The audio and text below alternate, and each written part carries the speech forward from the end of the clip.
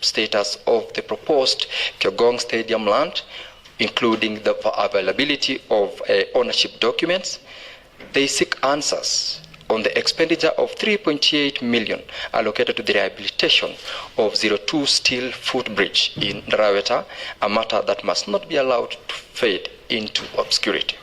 Mr. Speaker, sir, our people remain hopeful that the Chebunya milk processing plant will sometimes become a reality and operational after an investment of over 52 million Kenya shillings. Of this amount, this House approved an approximate of 39 million, while the World Vision, one of our development partners, has invested 13.25 million. The public are apprehensive, yet expectant that they will finally enjoy a mud-free Christmas once the Chemobei-Sibayan Road is completed. And they remain optimistic that soon the Kipkoibet public toilets, a similarly simple but essential project, will be functional and serving the people with dignity.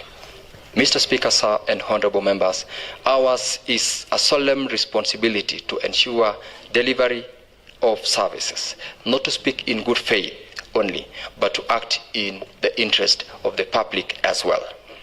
Let us rise to the occasion, for in the end, it is not how loud we speak that matters, but how diligently we serve.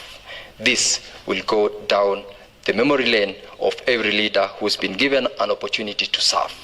Sixth, Honorable Speaker and honorable members, is on education. This honorable House deserves appreciation for its steadfast commitment to prioritizing education in the county of Bomet.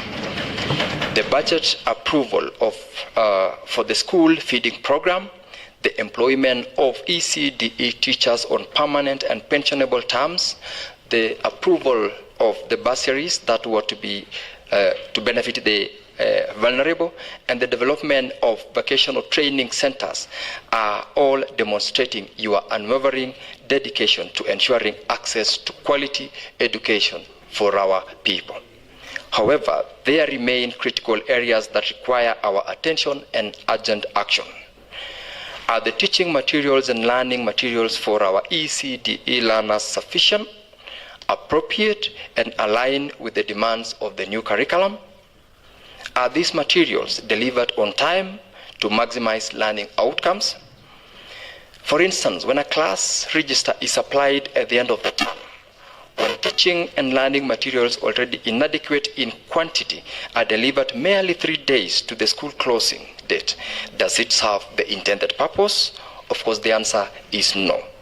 And when milk for the school feeding program, originally planned for delivery twice a week, arrives irregularly and inconsistently, what do we, honorable members, make of it?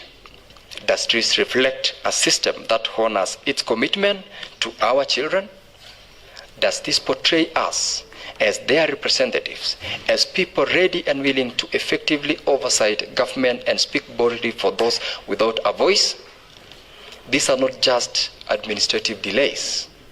They are symptoms of deeper systemic negligence.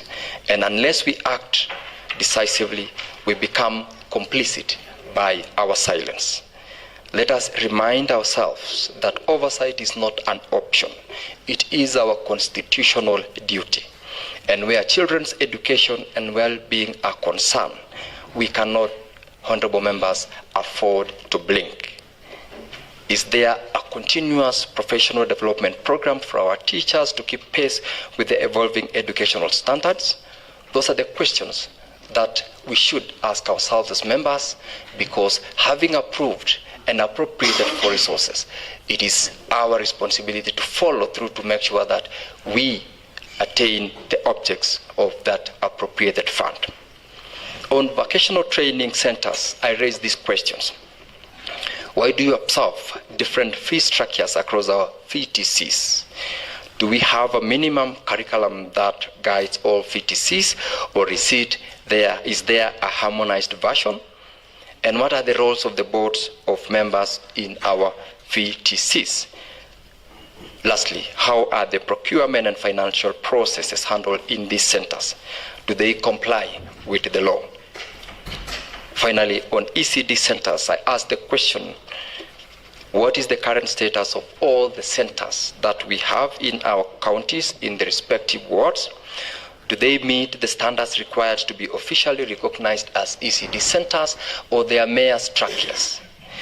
The executive has claimed to have constructed 400 ECD centers